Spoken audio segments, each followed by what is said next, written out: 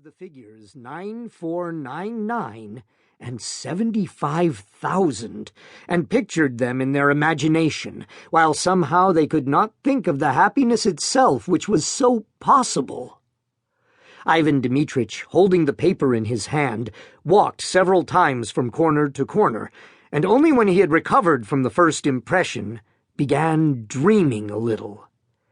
"And if we have one," he said, "why, it will be a new life. It will be a transformation.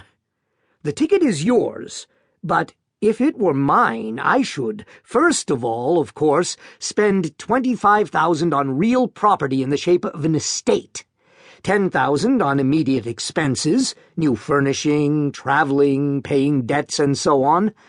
The other 40,000 I would put in the bank and get interest on it." "Yes, an estate. That would be nice," said his wife, sitting down and dropping her hands in her lap. "Somewhere in the Tula or Oriol provinces. In the first place, we shouldn't need a summer villa, and besides, it would always bring in an income." And pictures came crowding on his imagination, each more gracious and poetical than the last. And in all these pictures he saw himself well-fed, serene, healthy, felt warm, even hot. Here, after eating a summer soup, cold as ice, he lay on his back on the burning sand close to a stream, or in the garden under a lime tree. It is hot.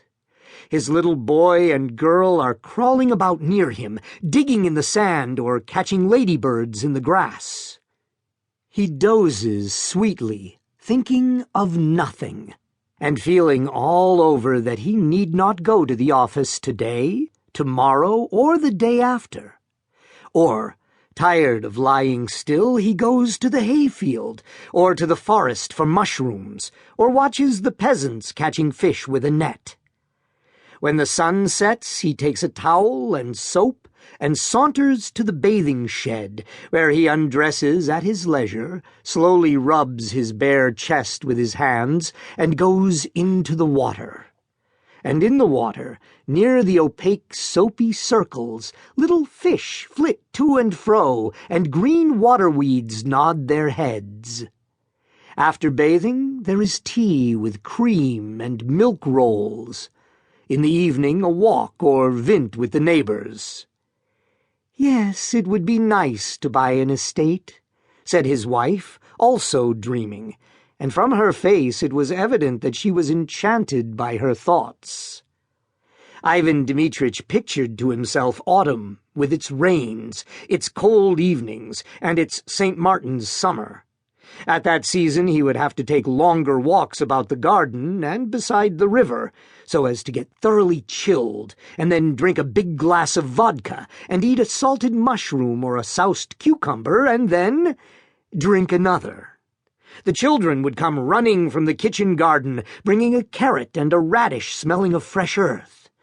And then he would lie stretched full length on the sofa, and in leisurely fashion turn over the pages of some illustrated magazine, or, covering his face with it and unbuttoning his waistcoat, give himself up to slumber.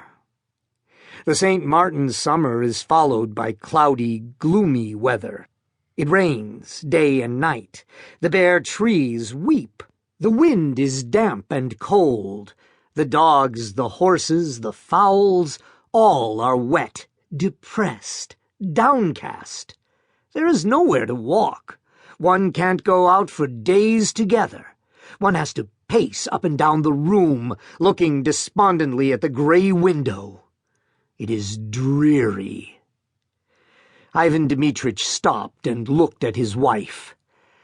"I should go abroad, you know, Masha," he said. And he began thinking how nice it would be in late autumn to go abroad somewhere to the south of France, to Italy, to India. "I should certainly go abroad, too," his wife said. "But look at the number of the ticket! Wait!